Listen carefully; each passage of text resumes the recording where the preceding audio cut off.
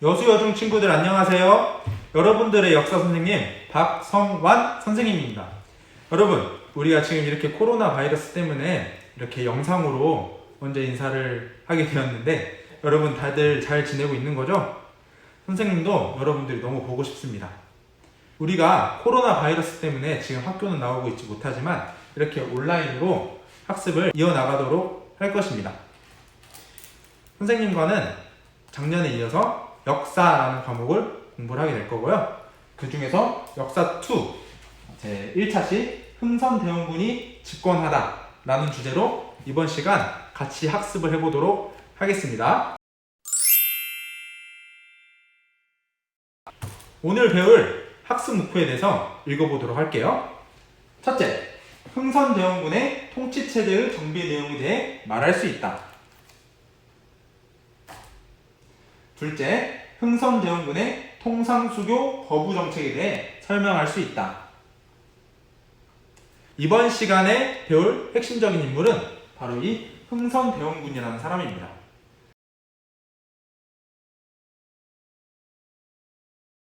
초등학교 때 배워봤을 수도 있고 아니면 여러분이 다른 책이나 영화를 통해서 접해본 인물일 수도 있어요. 이 흥선대원군이라는 인물이 어떤 인물인지 그리고 어떤 정책을 펼쳤는지 오늘 선생님이랑 하나하나씩 알아보도록 하겠습니다. 네, 먼저 그러면 19세기 상황에 대해서 한번 살펴보도록 하겠습니다. 여러분, 19세기의 조선의 상황은 굉장히 혼란스러운 상황이었습니다. 먼저 정치적으로는 세도정치라는 아주 기이하고 이상한 정치 정태가 나타나게 되는데 이 세도정치를 간단하게 설명을 하면 특정 집안이 조선의 정치를 좌지우지하는 것을 의미합니다. 이때는 안동김 씨라는 특정 가문이 조선의 정치를 좌지우지하고 있었는데 여러분, 우리가 작년 역사 시간에 배웠다시피 특정 신하들의 권력이 세지면 왕권은 강할까요? 약해질까요? 네, 그렇죠. 바로 왕권은 약해질 수밖에 없겠죠. 따라서 이 시기, 19세기의 세도정치 시기에는 왕권이 굉장히 약화될 수밖에 없었습니다. 그리고 여러분, 삼정의 문란이라는 것이 있어요. 문란하다라는 의미는 깨끗하지 못하고 어떠한 시스템이 정상적으로 작동하지 못하고 있다라는 것을 의미를 해요. 삼정은 조선 후기 때 백성들이 내던 일종의 세 가지의 세금을 의미를 하는데 이러한 세금 체제가 제대로 이루어지지 못하고 있고 백성들은 더 많은 세금을 내고 있다는 것을 의미를 하는 거죠. 따라서 백성들의 삶은 좋았을까요? 힘들었을까요? 당연히 백성들의 삶 또한 힘들 수밖에 없었겠죠. 그래서 사회는 굉장히 혼란스러워지는 모습을 보이게 됩니다. 이렇게 세도정치와 삼정의 문란으로 인해 19세기 조선의 내부적인 상황은 굉장히 안 좋은 상황이에요. 여러분, 그렇다면 외부적 상황도 우리가 한번 살펴볼까요? 19세기에는 우리나라 바다 근처에 서양의 배들이 막 출몰을 하기 시작을 해요. 이러한 서양의 배들을 우리는 이양선이라고 부릅니다. 이양선을 처음 보게 된 우리 조선 백성들의 느낌은 어떠했을까요? 신기하기도 했겠지만 선생님 같은 경우는 굉장히 무서웠을 것 같아요.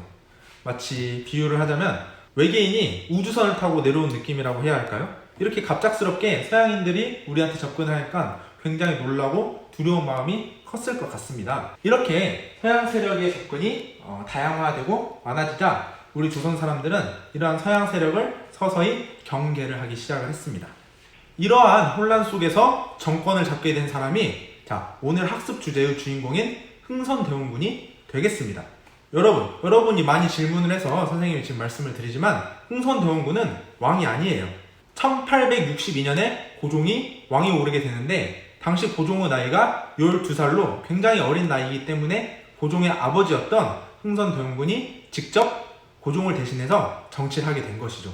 그래서 우리는 흥선대원군의 집권기라는 표현을 쓰게 되는 것입니다. 자, 여러분, 흥선대원군 어떻게 생겼는지 한번 볼까요? 자, 이분이 흥선대원군이에요. 여러분 교과서에도 나와있죠? 흥선대원군의 초상화가 되겠습니다. 실제 사진을 한번 봐봅시다. 이렇게 생겼네요. 어떻게 생겼어요, 여러분? 이러한 조선의 혼란스러운 시기를 바로잡기에 아주 강력하게 생기지 않았나요? 자, 그럼 지금부터 오늘의 첫 번째 학습 목표인 흥선대원군의 통치체제의 정비에 대해서 선생님이랑 하나씩 알아보도록 하겠습니다. 자, 대원군은 첫 번째로 세도 가문이었던 안동김씨 세력을 쫓아내게 됩니다. 그리고 이들의 세력 근거지로 전락해버렸던 비변사라는 조선 후기 최고 기구를 폐지해버립니다. 신하들의 권력을 이렇게 누르는 것이니 당연히 왕권은 강화될 수밖에 없겠죠. 자, 두 번째로 대원군은 전국에 있는 서원을 47개만 남기고 모조리 다 없애버립니다. 여러분, 우리가 작년에 조선시대의 대표적인 유교 교육기관으로 서원을 배웠었죠? 그렇다면 대원군은 왜 이 유교 교육기관인 서원을 다 없애버린 것이었을까요? 그 이유는 바로 서원이 가지고 있는 부정적인 기능 때문이었습니다. 서원은 교육기관이었지만 조선 후기에 들어와서 궁당의 근거지가 되었고 백성들의 세금을 수탈하는 역할까지 하고 있어 대원군의 입장에서는 국가의 세력을 약화시키는 기구로 볼 수밖에 없었겠죠.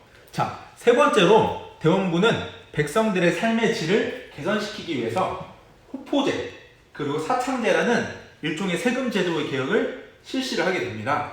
먼저 호포제는 기존의 양반들이 내지 않았던 군포라는 세금을 이제는 합법적으로 내도록 만든 제도입니다. 조선 후기의 양반들은 일종의 특권층으로 전락하게 되어 이런 군포 같은 것을 내지 않는 면세 혜택을 가지고 있었는데 이렇게 양반들이 국가의 세금을 내지 않다 보니까 국가의 통장은 텅텅 비어버리게 되는 것이죠. 이에 대원군은 기존의 신분별로 내던 군포를 이젠 집집마다 집을 기본 단위로 해서 집집마다 군포를 부과하게 하여 이제 양반들도 합법적으로 군포를 낼 수밖에 없게 만들어 버리게 된 것이죠. 이를 집호자를 써서 집집마다 군포를 걷는다. 호포제라고 이야기를 하게 되는 것입니다. 사창제는 기존의 환곡제도라는 곡식을 대여해주는 제도가 있었는데 이것이 굉장히 이자가 비쌌어요. 그래서 조선 백성들이 이런 환곡을 이용하려면 굉장히 많은 이자를 지게 되었는데 이러한 제도를 개선하여 먹고 살기 힘든 백성들에게 싼값에 곡식을 빌려주는 제도인 사창제라는 제도를 실시를 하게 됩니다. 자, 여러분, 대원군은 백성들을 괴롭히던 서원을 없애고 호포제와 사창제를 실시하였기 때문에 백성들이 많이 좋아했겠죠? 하지만 꼭 그런 것만은 아니었습니다. 대원군은 왕실의 권위를 높이기 위해 임진왜란 때 불타 없어져 버렸던 경복궁을 다시 건설을 하게 됩니다. 여러분, 큰 공사를 하려면 뭐가 필요하죠? 그렇죠. 바로 돈이 필요합니다. 돈. 그래서 대원군은 백성들에게 경복궁을 짓기 위해 많은 세금을 걷게 되는데 원에서 납부한다는 일종의 기부금 형식인 원납전이라는 세금을 걷기도 하고요. 경복궁을 짓기 위해 새로운 화폐를 찍어내는데 그 화폐의 이름이 바로 당백전이라는 화폐를 찍어내게 됩니다. 자, 여러분, 경복궁 사진 한번 봐볼까요? 이게 경복궁이죠? 서울을 놀러 가거나 견학했을 때 많이 가봤을 곳이에요. 바로 우리 조선의 대표적인 궁궐 경복궁이 되겠습니다. 지금 남아있는 경복궁은 조선이 건국됐을 때 지어진 경복궁이 아니라 흥선대원군이 다시 재건한 바로 그 경복궁이 되겠습니다. 여러분, 이것은 당백전의 사진이에요. 여러분 교과서에도 나와있죠? 당백전은 당시 기존 화폐였던 상평통보의 가치보다 무려 100배가 높은 화폐였어요. 그래서 이러한 동전을 막 찍어내고 시중에 유통을 시키다 보니까 물가가 굉장히 혼란스러웠겠죠? 물가가 갑자기 오르게 돼서 백성들의 삶은 더욱더 힘들어지게 되었습니다. 자, 방금 선생님이 호포제에 대해서 설명을 했었죠? 자, 여러분 보시다시피 호포제 실시 전에는 양반들은 군포를 내지 않는, 군포를 면제받는 특권 계층이었습니다. 하지만 대원군이 호포제를 실시하고 난 이후에는 이제 양반들도 합법적으로 군포를 내게 되어 국가의 재정이 더욱 탄탄하게 된 것이죠. 자, 여러분, 이제 오늘의 두 번째 학습 목표인 흥선대원군의 통상수교 거부 정책에 대해서 알아보도록 하겠습니다. 선생님이 간단하게 연표를 만들어 보았는데 잘 보이시나요? 연표 학습을 먼저 하고 각 개념들을 학습을 해보도록 하겠습니다. 여러분, 1866년은 우리가 60갑자로 병인년 이렇게 이야기를 해요. 뭐라고 이야기를 한다고요? 네, 병인년 이렇게 이야기를 합니다. 이 1866년 병인년에 흥선대원군이 천주교를 믿고 있던 당시 프랑스 선교사와 우리 많은 신자들을 대규모로 처형하는 사건이 일어나게 됩니다. 역사는 그것을 병인박해, 병인년에 일어난 천주교 박해 사건 사건이라고 부르게 됩니다. 조선은 성리학을 기반으로 한 유교 국가이기 때문에 당시 사교로 규정되어 있던 천주교를 믿고 있는 것은 불법이었던 것이죠. 하지만 이 병인박해의 소식을 들은 프랑스 정부가 가만히 있었을까요? 프랑스는 이전부터 우리 조선에 접근할 목적을 가지고 있었는데 이제 이 병인박해라는 구실이 생겼네요. 그래서 프랑스는 우리나라의 강화도를 쳐들어오게 되는데 1866년 병인년에 서양 세력이 요란을 피웠다. 여기서 말하는 서양 세력은 바로 이 프랑스가 되겠죠. 프랑스 군대가 쳐들어왔다. 역사는 이것을 1866년 병인양요라고 부르게 되는 것입니다. 네, 선생님이 중간에 하나 빼먹었는데 1866년 병인년에는 제너럴 셔머노 사건이라는 또 다른 사건이 하나가 있어요. 제너럴 셔머노는 미국의 배인데 이 미국의 배가 어찌어찌 하다 보니 우리나라까지 와서 길을 잃어서 지도 한번 보실까요? 자, 우리나라 평양에 상륙을 하게 됩니다. 당시 평양에 상륙을 해서 우리 평양 주민들과 교전을 하게 되는데 이때 우리 평양 주민들에 의해서 이 제너럴 셔머노라는 배가 불타서 없어져 버려요. 이 사건을 제너럴 셔머노 사건이라고 하는데 미국 본국에서는 조사를 하다 보니까 자국의 배가 돌아오지 않자 조사를 하다 보니까 이 조선이라는 나라에서 실종된 것을 알고 미국 또한 이 일을 구실로 5년 후에 여러분 1866년 5년 후는 1871년입니다. 1871년은 우리가 신민년이라고 하는데 이 신민년에 다시 서양 세력이 요란을 피웠다. 이때 이 서양 세력은 누구일까요? 네, 방금 선생님이 설명한 바로 미국이 되겠습니다. 1871년에 미국이 이번에도 강화도로 쳐들어온 사건을 역사는 신미양요라고 부르고 있습니다. 네, 다시 병인양요입니다. 선생님이 병인년이 몇 년이라고 그랬죠? 네, 맞아요. 바로 1866년을 우리는 병인년 이렇게 이야기를 하고 있습니다. 자, 다시 설명하면 1866년 병인년에 흥선대원군이 프랑스 선교사와 신자들을 처형하는 병인박해 사건이 일어나자 이것을 구실로 프랑스군이 우리 강화도를 침략한 사건을 병인양요 이렇게 부르게 되겠습니다. 여러분, 프랑스군이 쳐들어왔는데 우리나라, 우리 조선의 군대가 가만히 있었을까요? 맞고만 있을 순 없죠? 그래서 우리는 열심히 항전을 하게 됩니다. 당시 문수산성에서 한성근 장군이 싸우게 되고 정족산성에서는 양원수 장군이 프랑스군을 무찌르게 됩니다. 여러분, 이게 바로 강화도 지도예요. 자, 강화도 지도를 보면 여기 문수산성 있죠? 방금 아까 문수산성은 한성근 장군이 활약을 한다 했고요. 여기 정족산성에 양원수 장군이 프랑스군을 격퇴했음을 알 수 있습니다. 이렇게 우리 조선군의 반격이 생각보다 강하자 프랑스군은 다시 철수를 하게 되는데 도망갈 때 그냥 도망가지 않고 강화도에 있는 외규장각 도서와 문화재를 약탈을 해서 도망을 가게 됩니다. 당시 외규장각에는 우리나라의 보물들과 문화재들이 굉장히 많았는데 프랑스군이 이것을 다 약탈을 해 가게 되는 것이죠.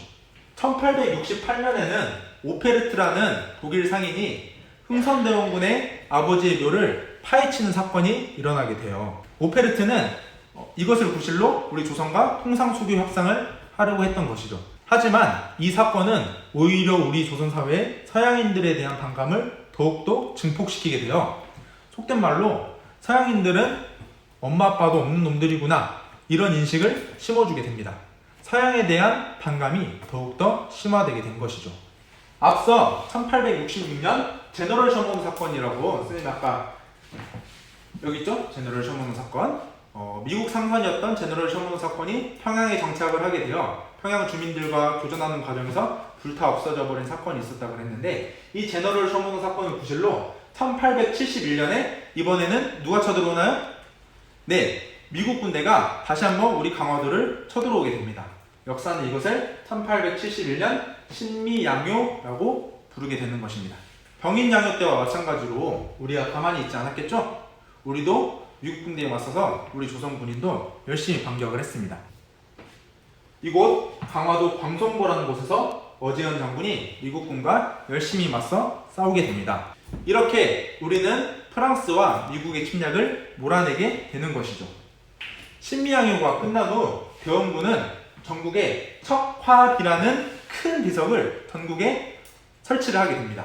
이 척화비에는 대원군의 통상수교 거부 의지가 강력하게 나타나고 있음을 알 수 있습니다.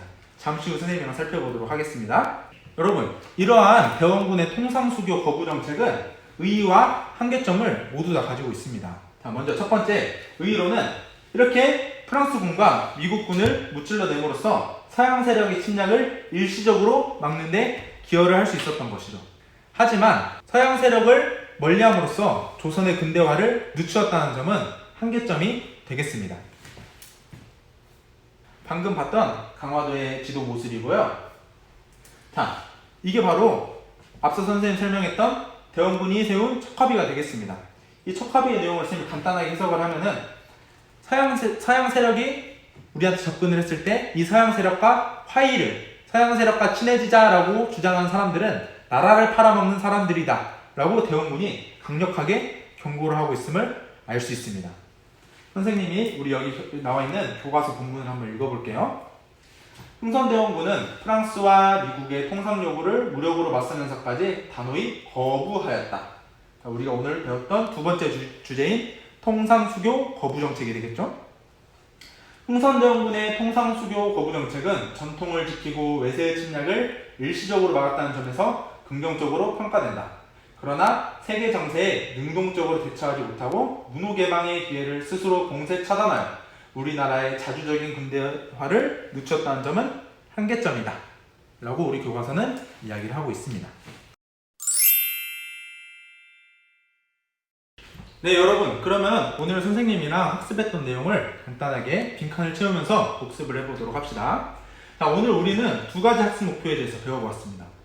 흥선대원군의 통치체제의 정비에 대해서 살펴보았었고요. 두 번째 주제는 흥선대원군의 통상수교 거부 정책에 대해서 살펴보았습니다. 19세기 조선의 국내외 정세는 굉장히 혼란스러웠어요. 세도 정치로 인해서 왕권이 약화되었고요. 삼정이 문란해지고 국외적으로는 서양의 배, 이상하게 생긴 서양의 배들이 우리 조선의 연해를 막 침범을 하기 시작을 했습니다. 이러한 배들을 이양선 이렇게 불렀어요. 이양선이 출몰하였다. 이에 권력을 잡게 된 흥선대원군은 가장 먼저 안동김씨 세력을 몰아내고 세도 가문의 근거지였던 비변사를 폐지를 하게 됩니다. 또한 흥선대원군은 서원을 47개만 남기고 전국적으로 서원을 없애버리고 왕실의 권위를 다시 세우기 위해 임진왜란 때 불타 없어져 버렸던 경복궁을 중건을 하게 됩니다. 이 경복궁을 중건하는 과정에서 원납전 그리고 당백전이라는 화폐를 새롭게 찍어내기도 하였고요. 백성들의 삶의 질 개선을 위해 삼정의 문란을 해결을 하였는데 기존의 조선 후기의 양반들은 특권층으로서 군포를 내지 않는 면세 혜택을 가지고 있었습니다. 하지만 이제 양반도 군포를 합법적으로 납부하게 하는 집집마다 군포를 납부하는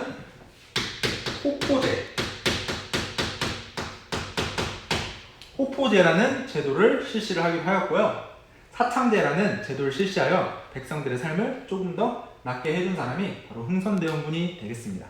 두 번째 주제로는 우리가 통상수교 거부 정책을 살펴보았었는데 1866년은 우리가 병인년이라고 했어요. 1866년에 병인년에 서양 세력이 쳐들어왔다. 이것을 병인연효라고 하는데 병인박해를 구실로 누가 쳐들어왔나요?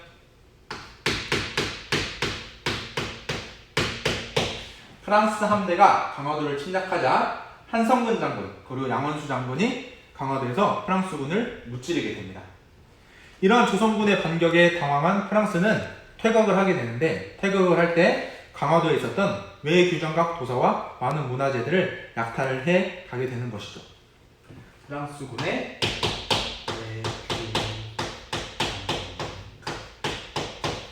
도서를 약탈하였다. 1868년에는 독일 상인이었던 오페르트라는 사람이 흥선대원군의 아버지였던 남영군의 묘를 파헤치게 되는 사건이 일어나게 됩니다. 이 사건으로 인해서 우리 조선 사회는 서양인들에 대한 더욱더 큰 반감을 사게 되고요. 1871년은 좀 잘 안 보이네요. 1871년은 신민년이라고 했는데 1871년에 다시 한번 서양 세력이 우리 조선을 침략을 하게 됩니다. 이것을 신미양요 이렇게 불렀는데 이때 서양 세력은 프랑스였나요? 미국이었나요?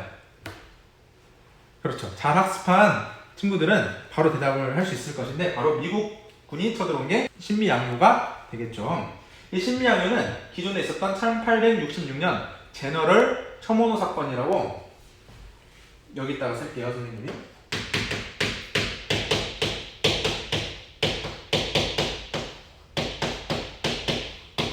이 사건을 부실로 미국 함대가 광화도를 침략을 하게 됩니다. 이 신미양요 때는 광성고라는 곳에서 어제현 장군이 열심히 미국 군대에 맞서 싸우게 되었고요. 신미양요가 끝나자 흥선대원군은 전국에 척화비라는 큰 비석을 전국에 설치를 하게 됩니다. 이 척화비는 흥선대원군의 통상수교 거부 의지가 강력하게 표명된 것을 알 수 있겠습니다. 네, 여러분, 이것으로 오늘 학습할 내용이 모두 끝났습니다. 오늘 선생님이랑 흥선대원군의 통치체제의 정비와 통상수교 거부 정책에 대해서 알아보았는데, 여러분 가지고 있는 교과서 12쪽과 13쪽에 오늘 선생님이랑 학습한 내용들이 잘 나와 있습니다. 이 영상이 끝나면 여러분 교과서를 꼼꼼하게 읽어보면 좋겠습니다. 다음 시간에는 문호를 개방하다 라는 주제로 선생님과 다시 역사학습을 하도록 하겠습니다. 오늘도 수고 많으셨습니다. 안녕.